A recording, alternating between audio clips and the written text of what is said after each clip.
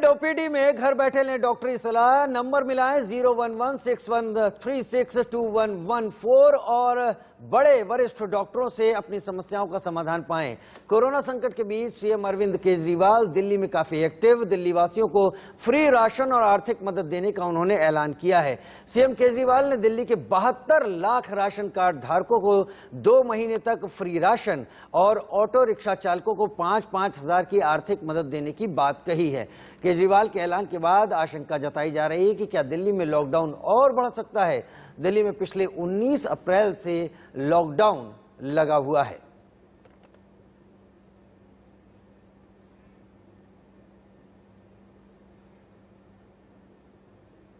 हमें एक दूसरे की मदद करने का है। इस वक्त कोई राजनीति नहीं करनी, सब मिलके करें। चाहे किसी भी धर्म के हों, चाहे किसी भी जात के हों, ये बीमारी तो किसी को नहीं दिखती। चाहे अमीर हो चाहे गरीब हो, सब एक दूसरे की मदद करें।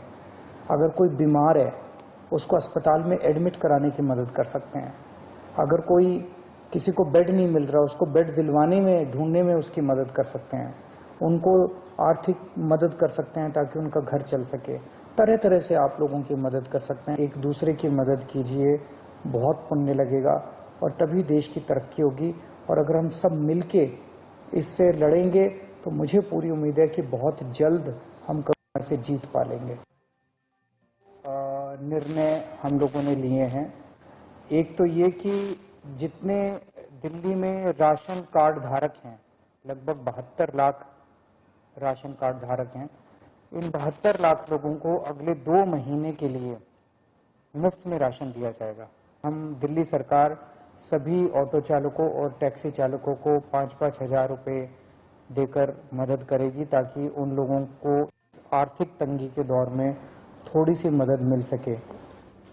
और उधर बीसीसीआई ने इंडियन प्रीमियर लीग यानी आईपीएल 2021 को फिलहाल कैंसिल कर दिया है। कोरोना वायरस के बढ़ते मामलों के चलते ये फैसला लिया गया। आईपीएल के कई खिलाड़ियों के कोरोना वायरस से संक्रमित पाए जाने के बाद बोर्ड की ओर से ये फैसला लिया गया। दिल्ली कैपिटल्स के अमित मिश्रा और सनराइजर्स के रिद्धिमान साहा के कोरोना पॉजिटिव होने के बाद आईपीएल को सस्पेंड कर दिया गया है। इससे पहले मामले बढ़ते देख भारतीय और विदेशी दोनों खिलाड़ी इससे हटने पर विचार कर रहे थे। 2 दिन में 3 टीमों के 4 खिलाड़ी, 1 कोच और 2 अन्य स्टाफ के कोरोना संक्रमित होने के बाद बीसीसीआई ने आईपीएल को टाल दिया। सोमवार को केकेआर के वरुण चक्रवर्ती और संदीप वॉरियर पॉजिटिव आए थे। साथ ही सीएसके के बॉलिंग कोच लक्ष्मीपति बालाजी और 2 स्टाफ के लोग भी संक्रमित हुए थे। ये पीआईएल फाइल कर दिया था, तो समझिए 4 दिन पहले ये पीआईएल फाइल हो चुका है। मैं वही दिन पे बीसीसीआई को सर्व कर चुकी हूं। इस कोविड की जो डिस्क्लोजर है ये मैंने अपने पीआईएल में भी मांगी है। मैंने बोला आप मुझे बताइए कि ये कोविड प्रोटोकॉल्स कौन से आपने लागू किए हैं। तो 2 मैचेस की रीस्केड्यूलिंग और डिले हो चुकी है। उन क्रिकेटर्स के बारे में भी सोचिए, उनकी हेल्थ के बारे में सोचिए कि उनके साथ क्या हो रहा है। बीसीसीआई को 30 तारीख से पता है, 30 तारीख से लेके अभी तक बीसीसीआई एकदम बैकडाउन हो गया है। अब धीरे धीरे करके ये न्यूज निकाल रहे हैं। उनके पास तो बहुत दिन थे। 7 अप्रैल को भी उन्होंने जब टेस्टिंग करवाई है, इतने लोग पॉजिटिव निकले, 14 लोग पॉजिटिव निकले थे, तभी भी रोक सकते थे। जिस दिन ये पीआईएल डाली है मैंने, उस दिन से बीसीसीआई बैकडाउन होना चालू हो गया है। और जब से देश में कोरोना से हाहाकार मचा है, अस्पतालों में बेड और ऑक्सीजन नदारत है। ऐसे वक्त में विदेशों से मदद के हाथ बढ़े हैं। आज अमेरिका, ब्रिटेन और कुवैत से भारत में मदद की नई खेप पहुंची। इसमें ऑक्सीजन कंसंट्रेटर के साथ जरूरी दवाओं की खेप भी है। 3 तस्वीरें हम आपको दिखा रहे हैं। एक तरफ अमेरिका से खेप आई C-17 ग्लोब मास्टर के जरिए, दूसरी तरफ ब्रिटेन से भी खेप आई है। कुवैत ने भी अपनी तरफ से भारत को मदद दी है, इस उम्मीद में कि अगर एक भी देश कोरोना का वाहक बना तो पूरा विश्व कोरोना से अछूता नहीं रहेगा।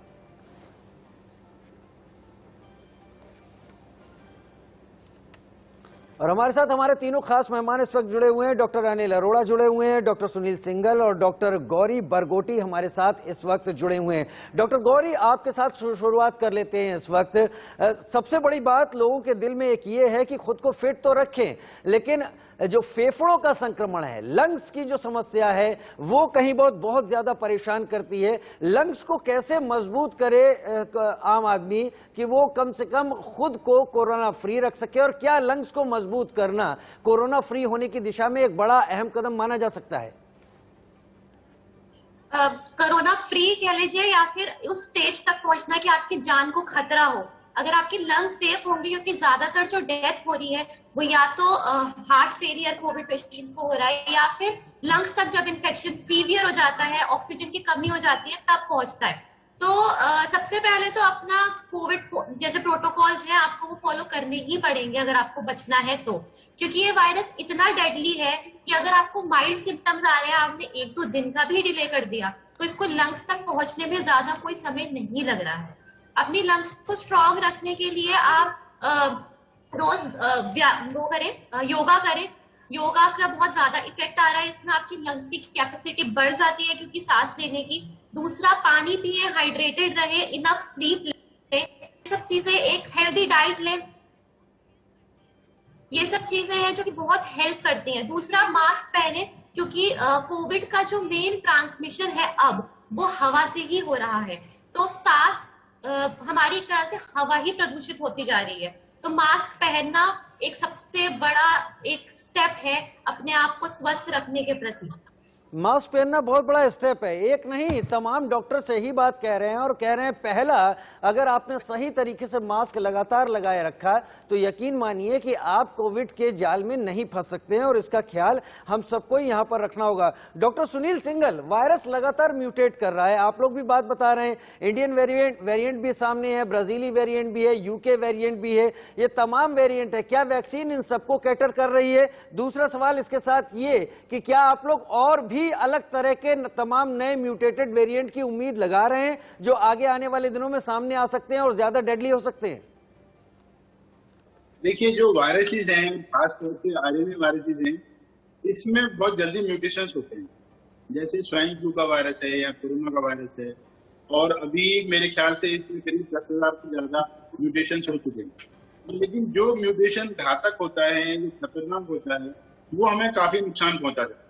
तो म्यूटेशंस तो ये इसमें डेली हो रहे हैं और इसमें वायरस में डबल म्यूटेशंस हुई। अब हम ये नहीं जान सकते कि कौन सा वायरस में ज्यादा नुकसान पहुंचा पाएगा म्यूटेशन के बाद। कई बार म्यूटेशन के बाद वायरस माइल्ड हो जाता है और कई बार अग्रेसिव। तो ये जो इस बार म्यूटेशन, डबल म्यूटेशन वाला वायरस है, ये काफी घातक हो गया है और अग्रेसिव हो गया है और काफी पॉपुलेशन को इफेक्ट कर रहा है, और जो मॉर्बिडिटी और मोर्बिडिटी है वो काफी इसमें हाई हो गई है। और जैसे वेरिएशन ऑफ एज आ गई है, जो लोग बीमार हो रहे हैं वो यंग लोग ज्यादा, जो 30 से और 35 से और 45 के बीच के लोग हैं, उन्हें ज्यादा गहन बीमारियां, ज्यादा संक्रमण हो रहा है। तो ये वेरिएशन जब भी वायरस में आएगा या म्यूटेशन जब भी आएगा तो उसकी नेचर में, टेंडेंसी में चेंज आ जाएगा। और वो अभी जैसे एक्सपेक्ट कर रहे हैं कि अभी जो अगला वायरस आएगा, जो म्यूटेशन आएगा, शायद वो यंगर एज ग्रुप को ज्यादा इफेक्ट करे, 18 से 25 साल के लोगों के बीच में। तो हम लोगों के लिए सब वायरस में जो भी म्यूटेशन है, या हम लोग लगातार ये चीज कह रहे हैं कि हमारा बचने का उपाय इसका एक तो वैक्सीन है। जैसे आपने पूछा कि वैक्सीन सारे वायरस पे कारगर है कि नहीं है, तो वैक्सीन अगर सारे वायरस पे कारगर अगर पूरी तरह से नहीं भी होगी, तो भी जो वायरस से इलनेस होगी वो बहुत कम होगी, बहुत माइल्ड होगी, जानलेवा नहीं होगी। और दूसरी चीज जो हम कह रहे हैं कि शुरू से ही कि हम मास्क पहने और सोशल डिस्टेंसिंग 2 मीटर की बनाए रखें, वही हमारा सबसे बड़ा वैक्सीन और वही हमारी सबसे बड़ी दवाई है। उसको अगर हम फॉलो कर लें तो हमें बाकी किसी चीज को फॉलो करने की जरूरत नहीं है। तो फिर मेरी दोबारा रिक्वेस्ट है सबसे कि मास्क पहने, घर से बाहर ना निकलें, और सोशल डिस्टेंसिंग और सैनिटाइजर की प्रोटोकॉल जो कोविड-19 का है उसको फॉलो करें। यानी बेसिक जो प्रोटोकॉल है उसको ज्यादा फॉलो करने की जरूरत है, अगर वो फॉलो करते रहे तो आगे बुरे दौर में नहीं जा पाएंगे। डॉक्टर अनिल अरोड़ा, वेदर अब एक अहम रोल प्ले कर रहा है आज के दिनों में और बहुत तेजी से वेदर चेंज हुआ है, 44 के करीब टेम्परेचर जाने लगा है। क्या जितना ज्यादा आगे आने वाले दिनों में गर्मी पड़ेगी, क्या इसका वायरस पर किसी तरह का असर होने का अंदेशा आपको लगता है? और अगर लगता है तो क्या उम्मीद करें कि इस गर्मी के मौसम में हम इस चेंजिंग वेदर का या गर्म मौसम का फायदा उठा सकते हैं? देखिए राजीव जी, एग्जैक्टली यही हमारी फुल थिंकिंग थी लास्ट ईयर। जब पहले मार्च में हिंदुस्तान में केसेस आने शुरू हुए, तो जब पहला लॉकडाउन हुआ था 22 मार्च 2020 को, तो हम लोग वर वेरी जुबिलेंट कि जैसे में तड़पती गर्मी होगी, बहुत ज्यादा लू चलेगी तो वायरस बिल्कुल बर्बाद हो जाएगा। But this virus has turned out to be smarter. ये एक ऐसा वायरस है which is causing pandemic which occurs once in century. Last time it happened was in 1999 1919। तो ये एक ऐसा वायरस है जो कि टेम्परेचर से ऊपर उठ चुका है। अगर आप देखिए अफ्रीका में जहां टेम्परेचर 45-47 कॉन्गो में होता है, और आप आइलैंड में देखिए, स्वीडन नॉर्वे में देखिए जहां की टेम्परेचर -20 तक पहुंचता है, इसकी ferocity is the same, infectivity is the same. Normally influenza और जो नेजली ट्रांसमिटेड वायरसेस होते हैं वो they tend to be more virulent, they tend to be more prevalent, more infectious in the weather which is actually cold, जबकि गर्म मुल्कों में नहीं। पर इस वायरस ने सारे उन साइंटिफिक प्रिंसिपल अप्लाई कर दिया है। The only way to get away from this is something called herd immunity, which is 60%। अगर आप 60% पॉपुलेशन को नेचुरल इन्फेक्शन हो गया है या 80% पॉपुलेशन को वैक्सीन से अगर इम्यूनिटी आ जाती है तभी ये वायरस जाएगा, क्योंकि वी शुड रिमेंबर कि virus grow outside the body. अब आप देखिए अगर हिंदुस्तान में अभी तक टोटल 2 करोड़ इन्फेक्शन हुए हैं विद ए पॉपुलेशन ऑफ से 133 करोड़, इसका मतलब बाकी काफी पॉपुलेशन है जो इधर इज नॉट वैक्सीनेटेड और that did not have a Covid virus infection. इसके बाद बहुत बड़ा पूल है मल्टीप्लाई करने का। इसलिए मेरे बाकी कोलीग्स बार बार, डॉक्टर गौरी, डॉक्टर सुनील, इस चीज को स्ट्रेस कर रहे हैं कि अगर आप रेगुलर वैक्सीनेशन लें और अपना मास्क लें, इन दोनों चीजों पे हमारा कंट्रोल है। वैक्सीनेशन भी हमने लगवानी है, मास्क भी पहनना है। वायरस पे आपका कंट्रोल नहीं है। It is defying all the principle. ये तब तक मल्टीप्लाई करता है जब तक इस 60 to 70% पॉपुलेशन को नहीं होता और इसको और ह्यूमन बींग्स में मल्टीप्लाई करने का टाइम नहीं मिलता। तो डॉक्टर गौरी भी मेरे साथ जुड़ी हुई। डॉक्टर गौरी, अगर डॉक्टर अनिल अरोड़ा की बात पर हम जाएं, मेरा सवाल ये है कि आखिर कब तक ये कर्व फ्लैट होगा? क्या हम उम्मीद जता सकते हैं कि आगे आने वाले दिनों में हम इस कर्व को फ्लैट होता हुआ देख भी पाएंगे अगर वायरस एक अपनी एक्सट्रीम लिमिट पर पहुंच जाता है उसके बाद? देखिए, जो अगर अभी हम केसेस देख रहे हैं कि 3 लाख हो गए, 4 लाख हो गए, अगर हम उसे अपनी पॉपुलेशन के साइज से कंपेयर करें तो अभी तक हमारे पॉपुलेशन के हिसाब से हमारी वायरस की पीक आई ही नहीं है कोविड केसेस की।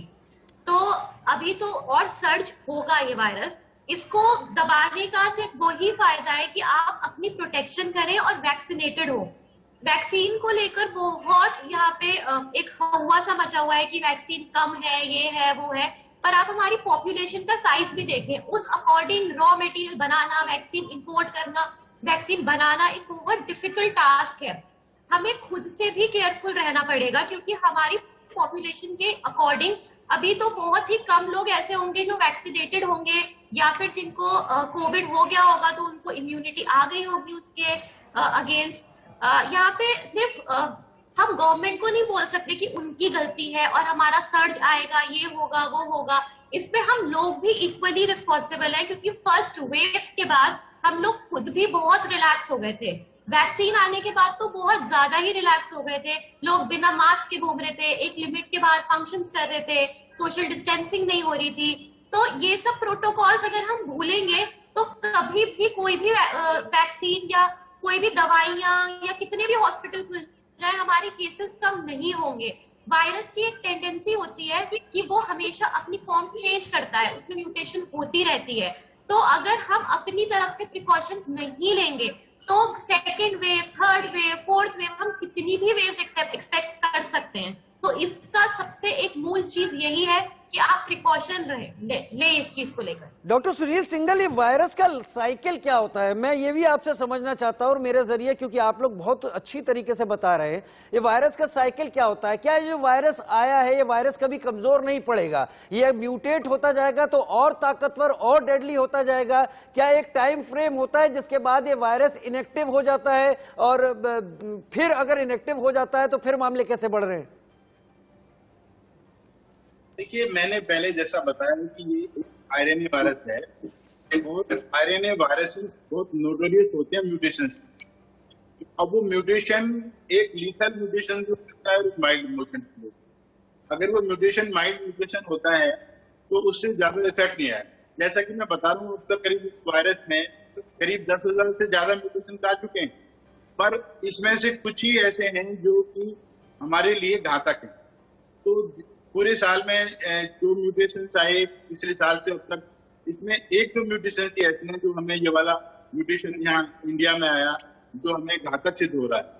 तो वायरसेस में म्यूटेशन तो आएंगे, पर हमें कौन सा वायरस घातक हो जाता है उसके ऊपर डिपेंड है।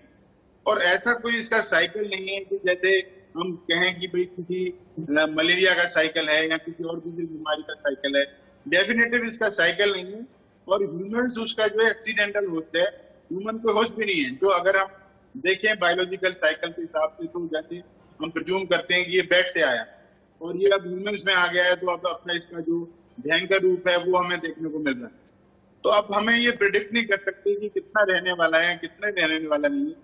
पर फिर मैं आपसे एक बात कहूंगा कि अगर हमें ये चेन तोड़नी है तो उस चेन को तोड़ने का उपाय है, जिसके लिए हमें 2 से 4 हफ्ते का समय चाहिए कि हम इसको मास्क को प्रॉपर पहने और सोशल डिस्टेंसिंग बनाए रखें, तो ही हम इसका कर्व फ्लैट से डाउनवर्ड ला पाएंगे।